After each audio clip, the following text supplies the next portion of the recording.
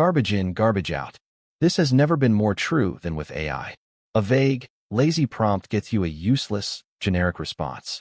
But a well-crafted prompt? That can unlock brilliant, actionable insights that save you hours of work.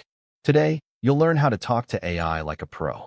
Prompt engineering is simply the art and science of crafting effective inputs to get your desired output from an AI model.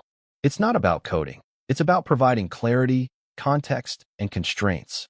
Think of yourself as a director guiding an actor. The better your direction, the better the performance. Let's cover 3 powerful techniques. First, the persona pattern. Tell the AI who to be. For example, act as a senior product manager at a SaaS company. Second, few-shot examples. Give the AI 2 or 3 examples of what you want before you ask for the real output. This shows the AI the format you expect. Third, chain of thought.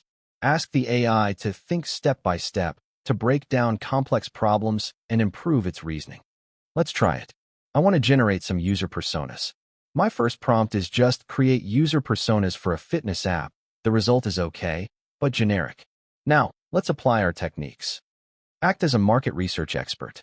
Based on the following user interview summary, create 3 detailed user personas for a new fitness app.